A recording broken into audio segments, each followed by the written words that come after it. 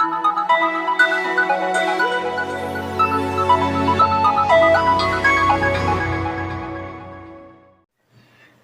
seconds.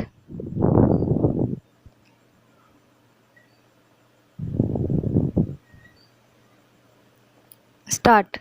Sir, I am very grateful to the honorable members who have participated in this debate. It has given us an opportunity to get a good idea of the subjects which interest the House. Many valuable suggestions have been made and careful note has been taken of those suggestions.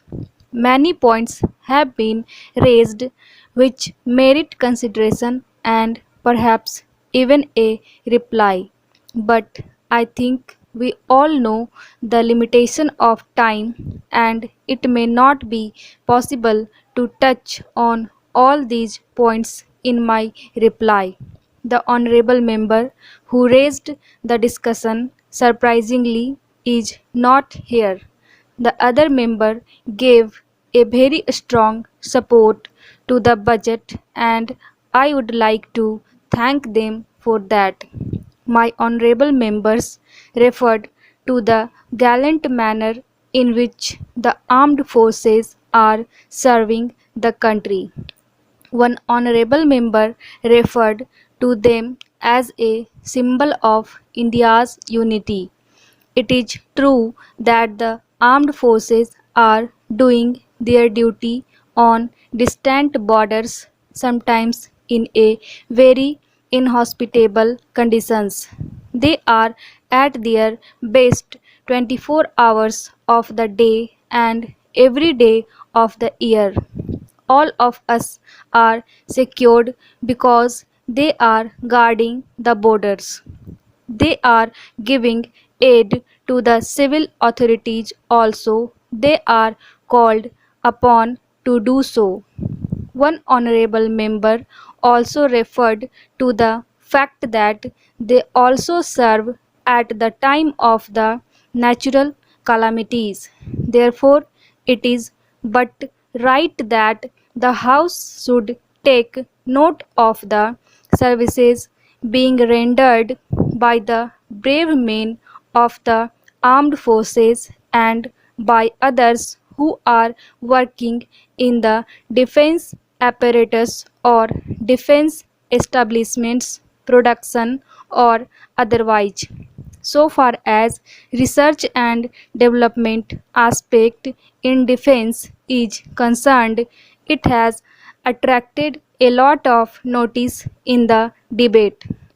I think it is a very important area in defense and it has been extensively dealt with by my colleague when he spoke.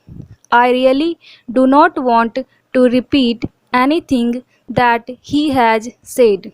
Somebody pointed out yesterday that a debate on the External Affairs Ministry has already taken place only recently.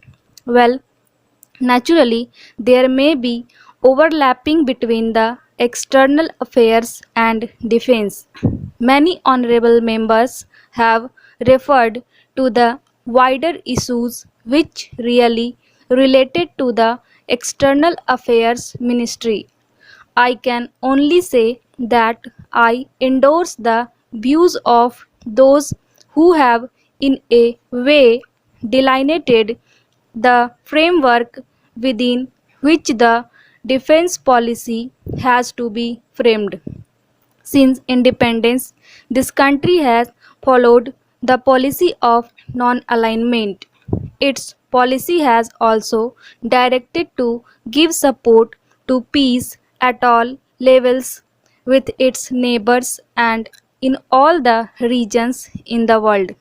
It has a consistent policy of not occupying or acquire even a single inch of territory of any other country.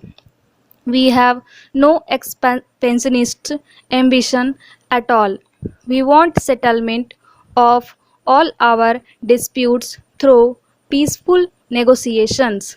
There have been some cardinal principles on the basis of which our external affairs has been guided, and defense policy also has been guided through this broad framework. Therefore, we have to consider the responsibility of guarding our coastline, which is 7,500 kilometers, and our land frontiers, which is almost double of that. Sir, for the last 2 years, the linkage between the US, China, and Pakistan with their anti-India overturn have become more and more pronounced, and several honorable members have referred to this aspect. Some have spoken of China. I would like to say that our efforts as to normalize relations with China are progressive, and they have been going on. Our attitude is clear, but they have not proceeded beyond the point. We hope that with the expressions of their desire to have friendly relation with us and the changes that have taken place recently in the domestic as well as the foreign policy of China, we move in that direction of normalizing relations.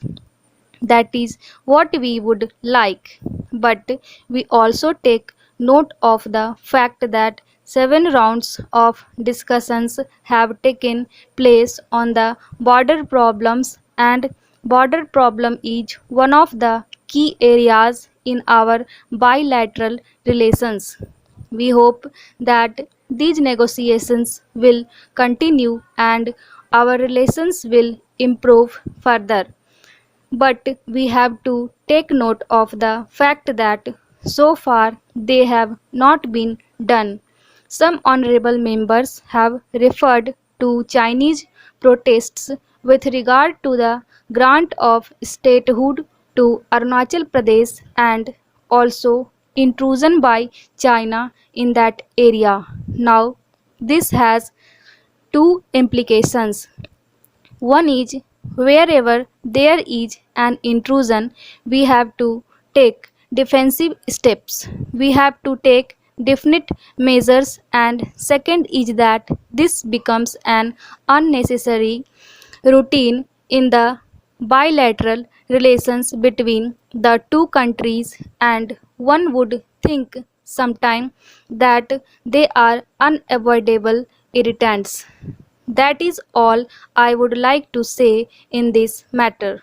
Sir, with regard to Pakistan, also our approach has been to normalize relations, and many honorable members have already made pointed reference to the recent developments which have in fact led to the deterioration of the security environment around this country, and which are related to Pakistan acquiring sophisticated weapons.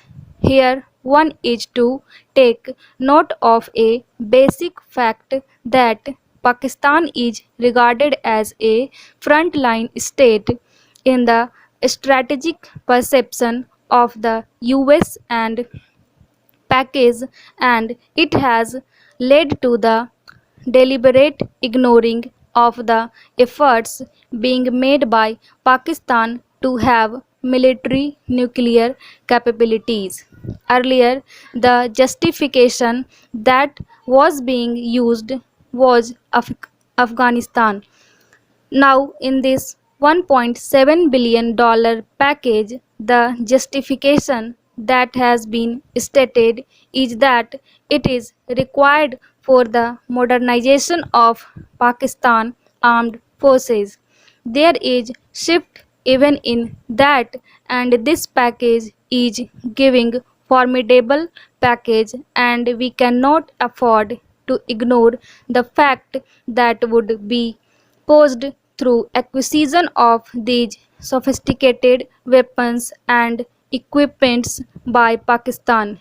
We are aware of these dangers, and that is why we are preparing ourselves fully.